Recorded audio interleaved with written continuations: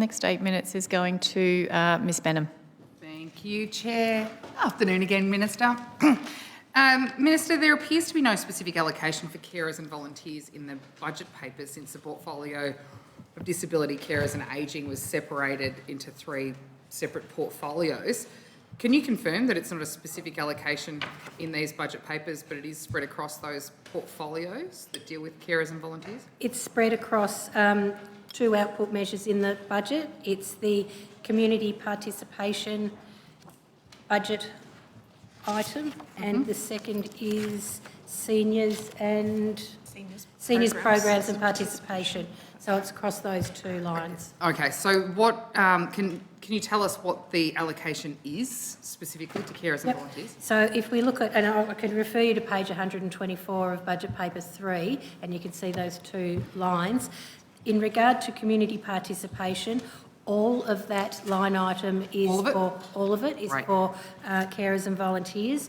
And if we go to seniors programs and participation, it's around 60% of the current is for carers and volunteers.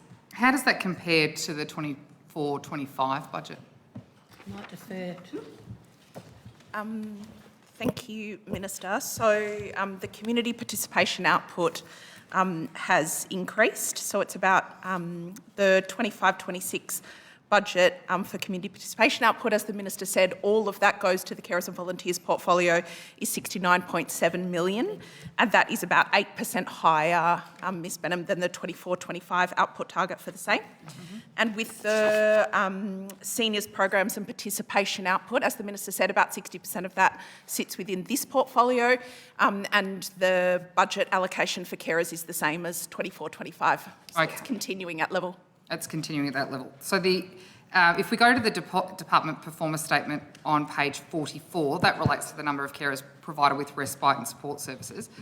The expected outcome for 24-25 is over 38,000 carers, yet the forecast for 25-26 is only 13,250, representing about 65% reduction on the previous year.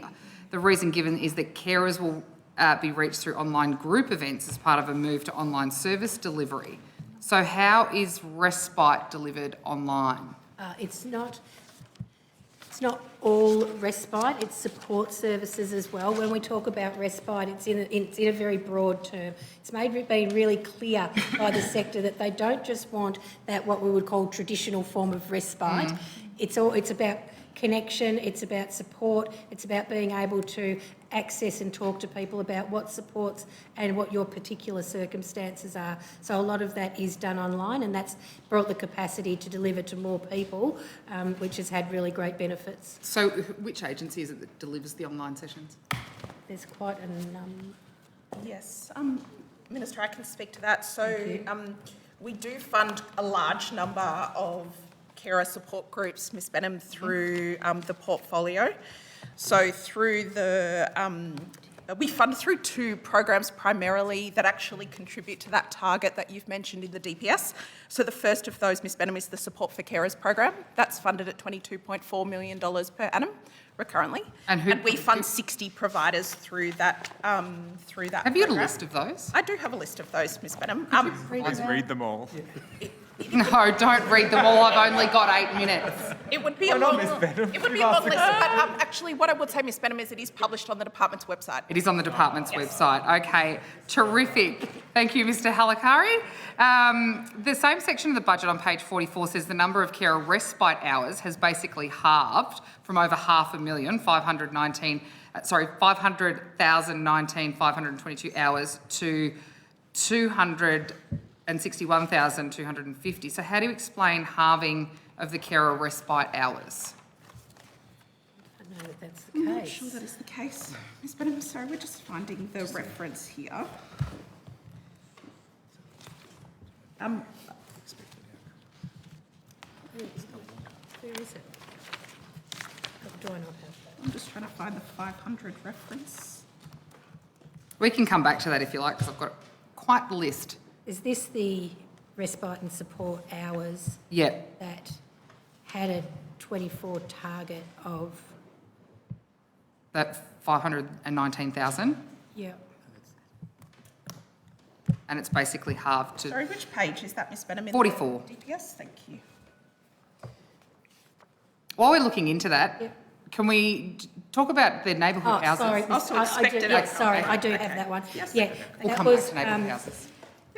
basically it came out of the COVID period where there was additional hours provided, but also some work is being done to make sure that the reporting of hours provided is consistent. So that's why the target again is at the previous Firing. target, because that's what we more expect the actual hours to be. We just need to make sure that everyone is reporting that in the same way so that we've got consistency across the state. Okay, so taking into account the move to online interaction and services, why is the number of carers being serviced reduced by a third?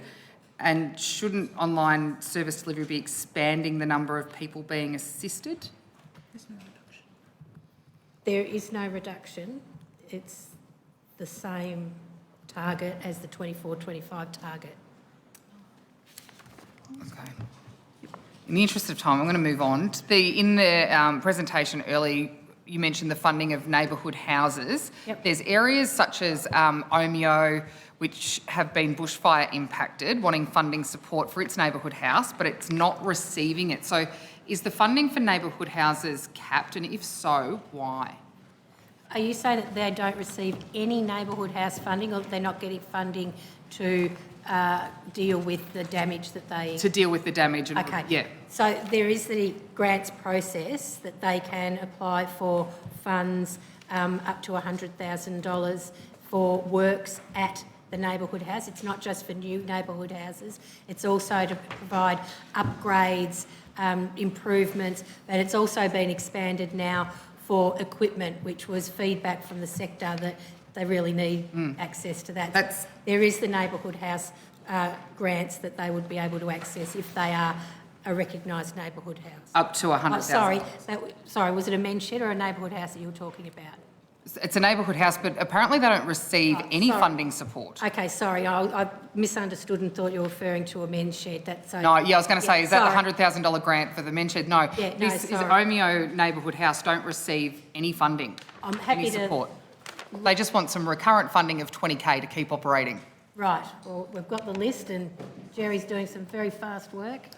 Thank you, Ms Benham. I can see that, yes, there's not an organisation called Omeo Neighbourhood House that is funded. We do fund 400 neighbourhood houses around. Why not that one? Part of the program. We can absolutely, we continue to work with local sector organisations, and we'd absolutely be happy for organisations to approach the department, and we can discuss what supports are available in their area. We have good coverage across the state with, as I said, more than 400 funded. Thank you. Ms Chatterjee.